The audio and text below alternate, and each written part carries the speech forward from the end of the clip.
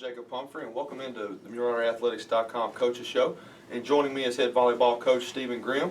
And Coach, thanks for joining us. First off, let's talk about these past two weekends. 2 weekends ago, you had the opportunity to play in a tournament, and this past weekend you had another opportunity to play 4 games across two days. Talk a little bit about your takeaways from this tournament, and specifically looking at the beginning of the season as a whole with those tournament-like atmospheres. Well, I mean, that's what we're going to end up playing anyway. We're going to be, when we try to go for a championship, we're going to play in the tournament setting. So we want to get as many games as we possibly can before we can get to the conference play, which we have Tech coming up. So we wanted to play as many good teams as possible, play some region teams, and work on some key things that we want to work on. Plus, play some good competition that's going to push us a little bit and help us learn. You know, this last weekend that we just went through, we played teams that beat people in RGAC conference. So we really wanted to use those games to help make us better, so we can prepare for those teams.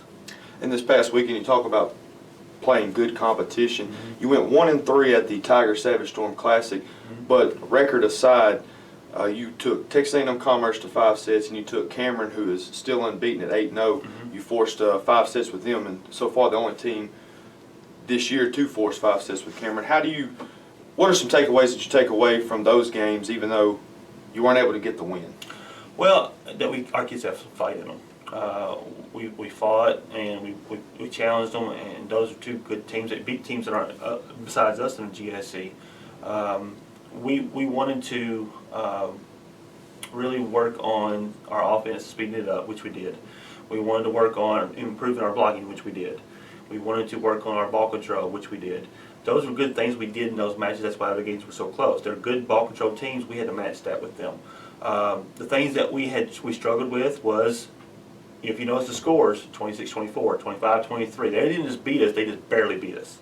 And so what we wanted to do is get them to fight through those humps, because what we did there was we try to make the ESPN play, that have a wide open shot and miss it, or have a nice serve go in and then miss a serve at the key time. And we've got to cut those errors out. That's where I think we lost those games. We could have easily went 4-0 this weekend. And those key mistakes is what cost us. But other than that, I'm proud of the way our kids played. I liked that they played hard. They did everything we wanted them to do. We just had those key mistakes at key times that cost us some matches. Tomorrow evening, you're going to play Arkansas Tech. It's going to be the conference opener for you inside the W.T. Watson Athletic Center. Kind of preview a little bit about what Arkansas Tech brings to the table, and there are 2 common opponents between you two, even though it is still early in the year. Well, I mean, you know, Cameron beat them 3-0. We went to 5 with Cameron. Now, I tell my kids every day, you can't do that. You can't compare apples. That's like comparing apples and oranges.